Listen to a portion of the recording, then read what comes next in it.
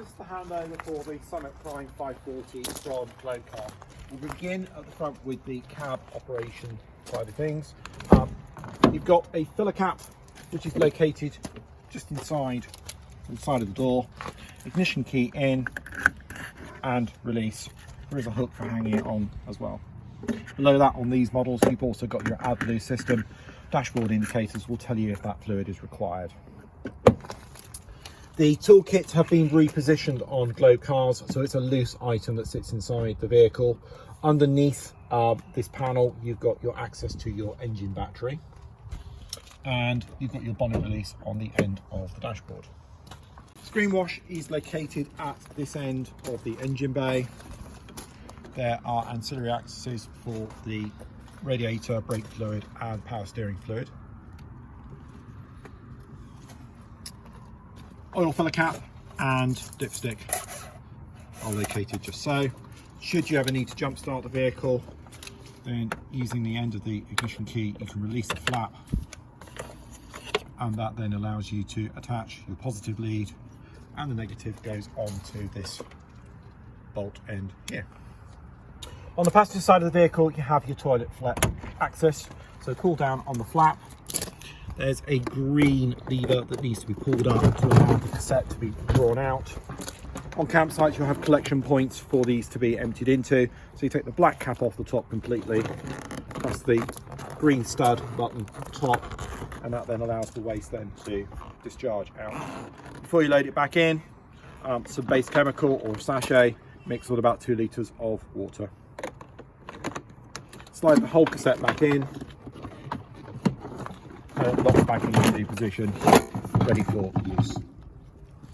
Directly below that, you have an access for your waste. There'll be a handle that attaches on. When it's cranked through approximately 90 degrees, it allows that valve to open, and it allows the grey water from your shower tray, your vanity unit, your kitchen sink to be discharged out underneath the van. Exhaust vent for the blown air heating system, and then your main hookup point. Always make sure that you have attached and disconnect from this end of the vehicle first of all, and then connect to the service point that you're going to be using. Fresh water filler cap, open up the flap, the smaller service key in, twist, and that then allows you to put cold water into the onboard tank. Fresh water tank is located along the near side of the vehicle. There is an access port on top that you can use for adding in solvents and cleaners.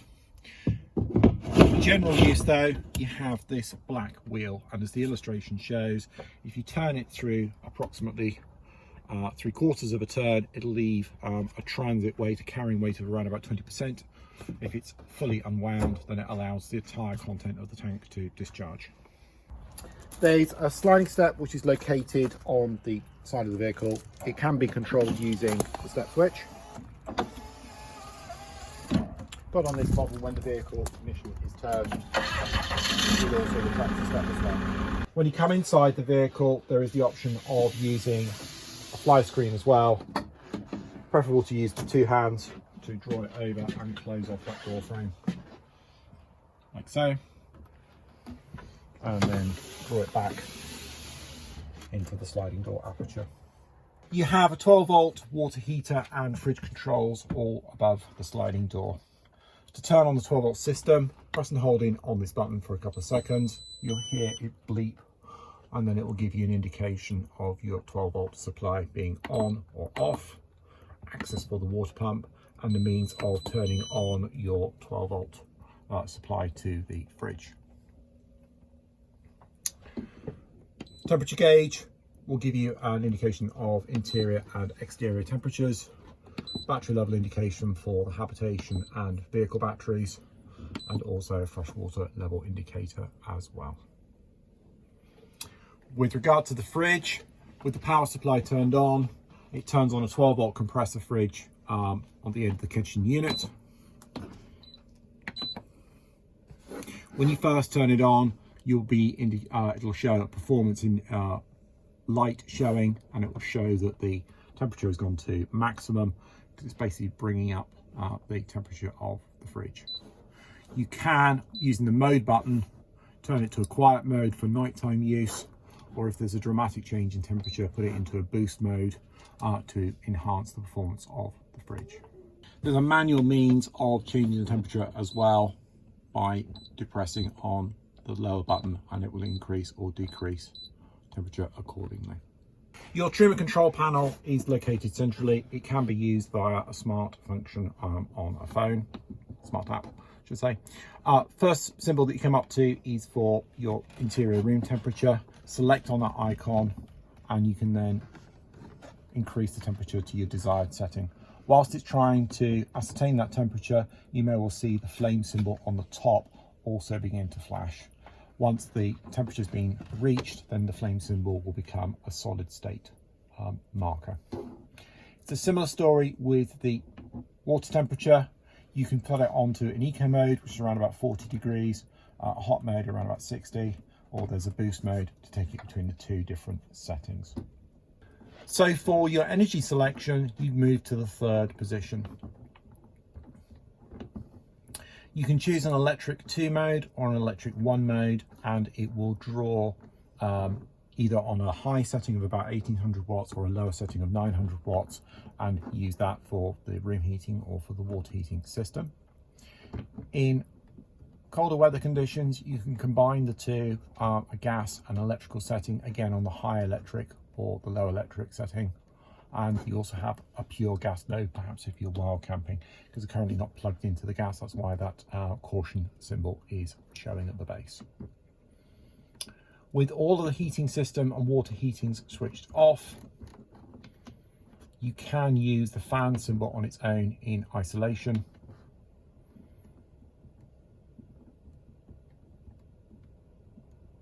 Just need to go back and select that one again, and you can increase or decrease the fan speed accordingly. Everything can be set up through a timer, so you can adjust the clock to your desired setting. And you can then use that as a timing setting, so you can then set up so that the heating or water heating systems come on, say for example 8 o'clock in the morning, and go off at 4 o'clock in the afternoon. There's also a function control for setting up and making adjustments, including resetting the controls if that's what's required. To turn the system off, press and hold in on this one for a couple of seconds, and you'll see the words off appear and it will shut down. For the purposes of frost protection, there are 2 areas that are important for draining down. You have valves which are located underneath the false floor section. You have a red inline valve that's allowing all of the plumbing systems to drain down.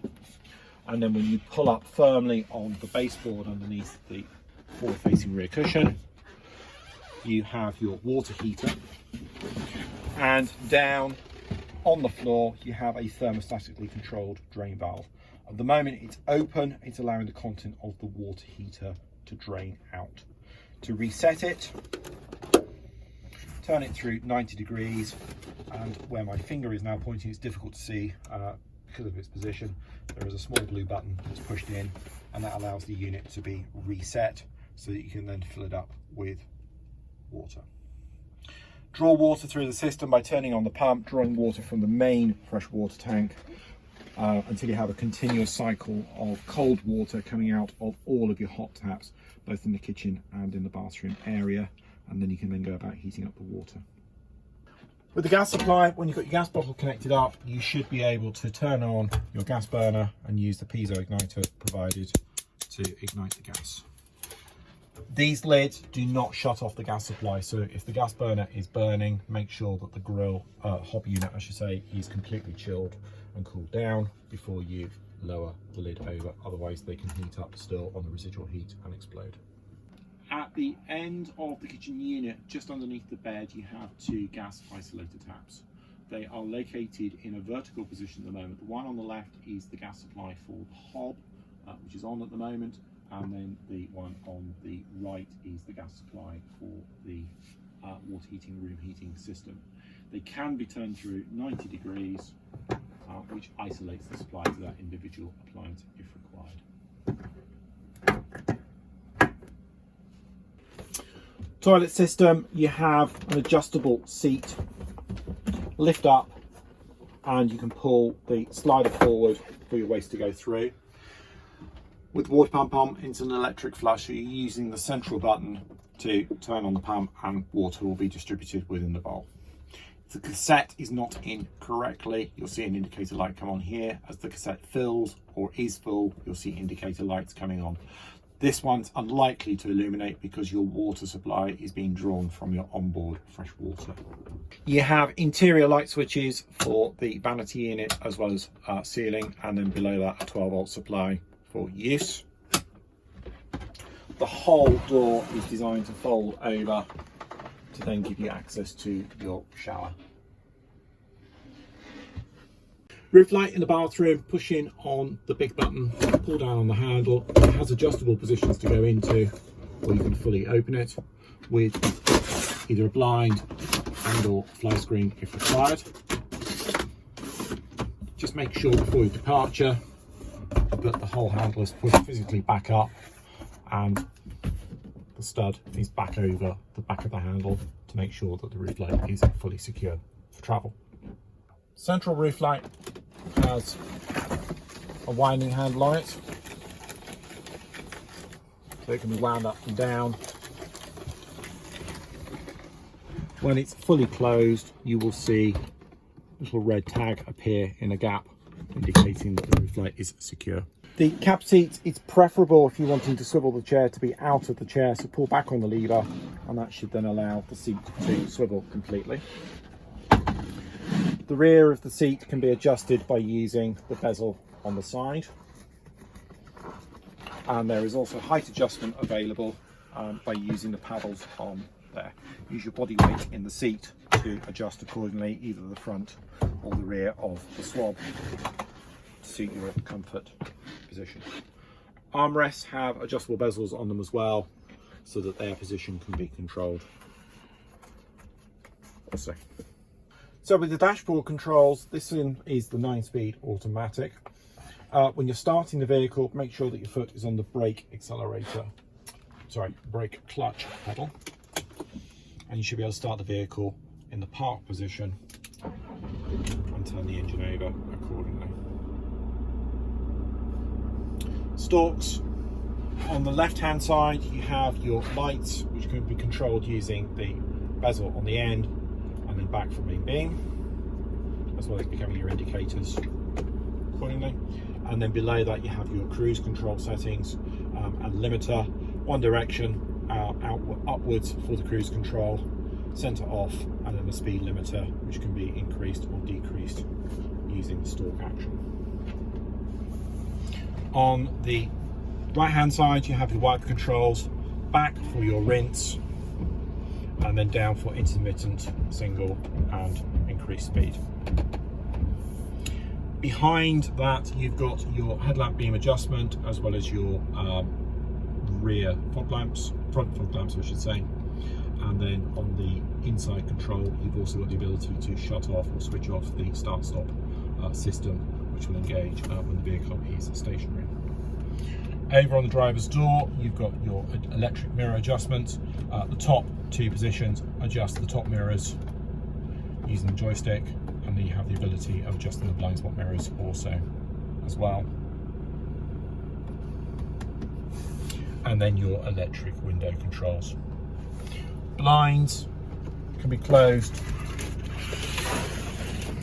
onto a magnetic strip, and then the central blind comes up from the base of the windscreen and goes up to the very top of the screen accordingly. There is a clipboard which can be brought into use, and on the side of the clipboard, release lever for the retaining of smartphones, possibly tablets. You can adjust it to whatever size portion you wish. Ventilation controls. Speed of the fan is along the bottom of the dial, and then temperature at the top. Your directional controls on the right hand dial, and then exterior or internal recirculation. Heated wing mirrors, central locking, hill descent control, and also traction control system as well, along with your hazard lights, USB for charging or 12 volt, whichever you prefer, and then one final glove box at the base of the vanity, and a top glove box which is connected to the air conditioning system if required to make it into a mini fridge. That concludes the handover for the Summit Prime 540. Sincerely hope this van's going to give you lots of miles and lots of smiles. On behalf of Handover Camper Vans, thank you very much for watching.